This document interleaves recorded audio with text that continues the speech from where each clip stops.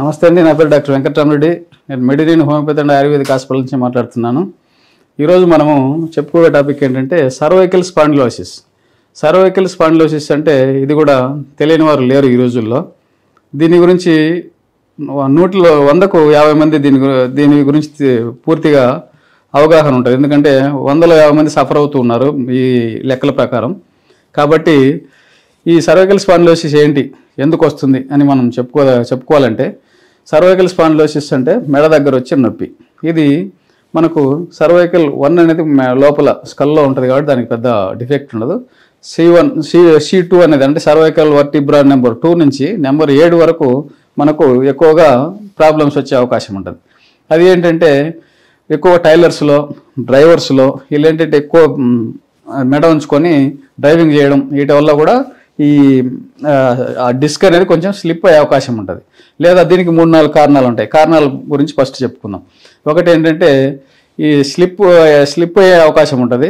రెండోది ప్రొట్రూజన్ అంటాం. అంటే ఒక డిస్క్ మధ్యలో ఈ కదలికల వల్ల అక్కడ ఉండే కార్టిలేజ్ అనేది అరిగి ఆ కుషన్ దెబ్బతిని వర్టిబ్రాకు మధ్యలో కుషన్ దెబ్బతిని అది ప్రొట్రూడ్ అవుతుంది బయటికి. ప్రొట్రూడ్ అయినప్పుడు ఆ పక్కన నరాల మీద ప్రెషర్ పడుతుంది. ఆ నరాల మీద ప్రెషర్ పడడంతో అది ఏ మేర ప్రెషర్ పడినది అనేది మనం ఒక్కోసారి ఎక్స్రే కానీ ఎంఆర్ఐలు కానీ తీసుకుంటే దాంట్లో మనకు తెలుస్తుంది. అవి ఆ ప్రెషర్ ఎక్కడైతే పడుతుందో ఆ వర్టిబ్రల్ బాడీ ఒక్కోసారి ఆ వర్టిబ్రల్ బాడీ మీద కూడా ఒక్కోసారి దెబ్బ తినొచ్చు. ఎందుకు, మనం ఒక్కోసారి యాక్సిడెంట్లు అయి ఉంటాయి. చిన్నపిల్లప్పుడు యాక్సిడెంట్ అయినప్పుడు మనం వాటిని పట్టించుకోము. చిన్న వయసులో పెద్దగా మనకు ఇబ్బంది పెట్టకపోవచ్చు, ఎందుకంటే నెర మీద ప్రెషర్ పడకపోవచ్చు. అది ఏజ్ పెరగంగా మనం డాక్టర్ గారి హిస్టరీలో అడిగినప్పుడు అప్పుడు బయటపడుతుంది. ఎప్పుడన్నా కింద పన్నామంటే ఎప్పుడో పన్నా సార్, అది ఎప్పుడో పన్నా కదా సార్, 10 years అయిందంటే సరే అమ్మా అని ఎక్స్రే తీస్తే ఎక్స్రేలో మనకు అప్పుడెప్పుడో ఉన్న ఆ ఓల్డ్ ఫ్రాక్చర్ అనేది కూడా మనకు చూసే అవకాశం ఉంటుంది, కనిపిస్తుంటుంది. దానివల్ల ఏంటంటే మనకు ఇప్పుడు దాన్ని చెప్పా కదా, ఆ డ్రైవింగ్ చేయడము, ఇంకా పిల్లలు దాన్ని చేయడము, భుజం మీద ఒక బ్యాగ్ వేసుకోవడము, ఈ పైన ఒక హెల్మెట్ పెట్టుకోవడము, ఆ హెల్మెట్ బరువు కూడా ఉండటం, వీటితోటి కూడా ఆ పాతది మళ్ళీ తిరగబెట్టి అక్కడ నొప్పి వచ్చి మన దగ్గరికి వచ్చే పేషెంట్స్ని చాలామందిని చూస్తున్నాము. ఈ సర్వైకల్ స్పాండిలోసిస్ అనేది మేజర్ ప్రాబ్లం కింద ఈ రోజుల్లో తయారవుతుంది. ఎందుకు అంటే ఇది కూర్చొనివ్వదు, నిలబడినివ్వదు. మనకు రోజు చేసే ఎక్సర్సైజులు రోజు చేసేది ఏంటంటే మనం రోజు చేతులతోటి పని చేసుకోవాలి. దీని సిమ్టమ్స్ ఎలా ఉంటాయి, ఎక్కడైతే ప్రెషర్ పడుతుందో ఆ ప్రెషర్ అనేది రైట్ సైడ్ ఎక్కువ ప్రెషర్ పడితే రైట్ సైడ్ నమ్మునెస్ వచ్చి టింగ్లింగ్ లాగా సెన్సేషన్ వస్తుంటుంది. బండి నడపాలన్నా ఒక్కోసారి మధ్యలోనే వాడికి సెన్సేషన్ ఆగిపోయి బండి కూడా నడపలేక పక్కకు తీసి ఆపుకొని మళ్ళా మూవ్ చేసుకునే రోజులు చాలా ఉన్నాయి సార్ అని చెప్పి పేషెంట్స్ మనకు చెప్తుంటారు.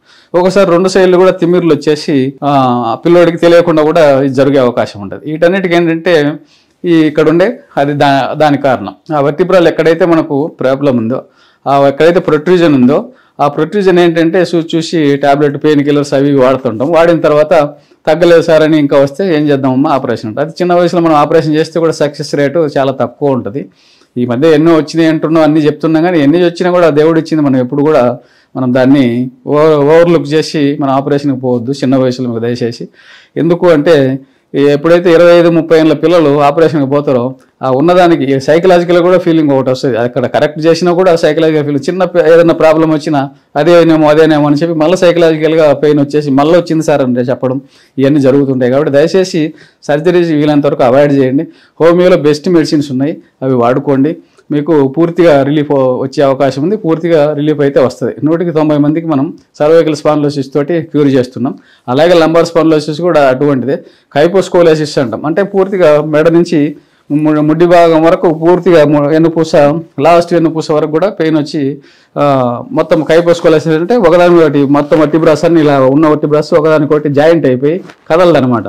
మనిషి ఏదన్నా కదలాలన్నా వెనక్కి తిప్పాలన్నా మనిషి అంతా తిరిగితే కానీ పక్కకు తిరిగే అవకాశం చూడలేడు. అది కైపోస్కోలియోసిస్లో అది జరిగే అవకాశం ఉంటుంది. ఈ కైపోస్కోలియోసిస్ కూడా మన దాంట్లో కొంత మేరకు అంటే 10 to 20% మేరకే మనం దాన్ని క్యూర్ చేసే అవకాశం ఉంటుంది. కానీ ఫస్టే వచ్చినామంటే ఈ ఏదైతే వర్టిబ్రల్ కాలం ఉందో, వర్టిబ్రల్ కెనాల్ ఉందో, ఆ కెనాల్ అనేది ఎప్పుడైతే మూసుకుపోతూ ఉందని మనకు రిపోర్ట్లు వస్తుంది. ఎప్పుడైతే కొంత మేరకు ఎక్కడైతే దాన్ని స్టెనోసిస్ వచ్చిందో దాని నుంచి మనం బయటపడడానికి బెస్ట్ మెడిసిన్స్ ఉన్నాయి.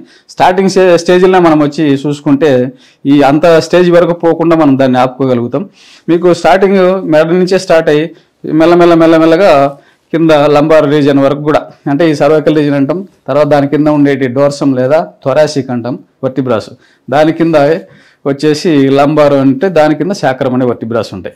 ఈ విధంగా మన వర్టిబ్రాల్ అనేది అమరిక ఉంటుంది, పైనుంచి మెడ నుంచి కింద వెన్నుపూస ముడ్డి లాస్ట్ చివరి బోని వరకు.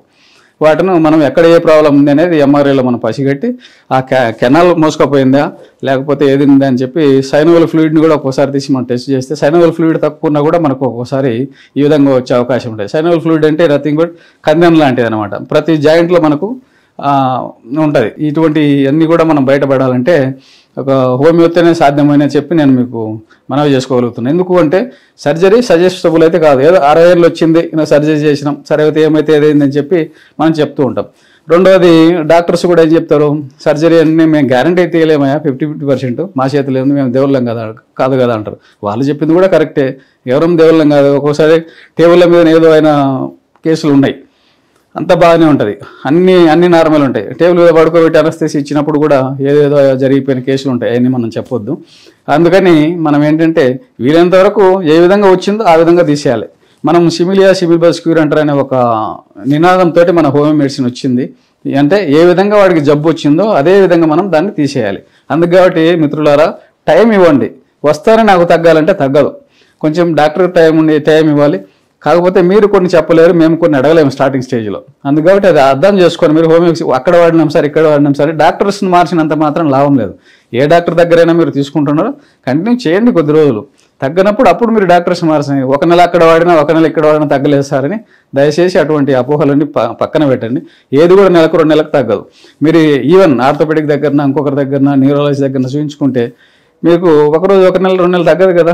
మీకు 6 నెలలు వాడినా తగ్గట్లేదు, సంవత్సరం వాడినా తగ్గదు. కాకపోతే టెంపరీ రిలీఫ్. పెయిన్ మెడిసిన్ ఇస్తే ఏమైందంటే పెయిన్ కిల్లరే, దాని పేరే పెయిన్ కిల్లర్. అక్కడ ఉన్న పెయిన్ తగ్గిస్తే తప్ప రిమూవ్ చేయదు. మరి రిమూవ్ చేస్తే మళ్ళీ సర్జరీ వరకు ఎందుకు? మరి మనది ఏంటంటే దాన్ని రిమూవ్ చేసేస్తుంది, సర్జరీ అవసరం లేదు. ఎలా వచ్చిందో అలా తీసేయడం మన హోమియోపతి సిద్ధాంతం. కాబట్టి దయచేసి ఇవన్నీ మీరు ఉపయోగించుకోవాలని చెప్పి మనవి చేసుకుంటూ సెలవు తీసుకుంటున్నా. నమస్తే.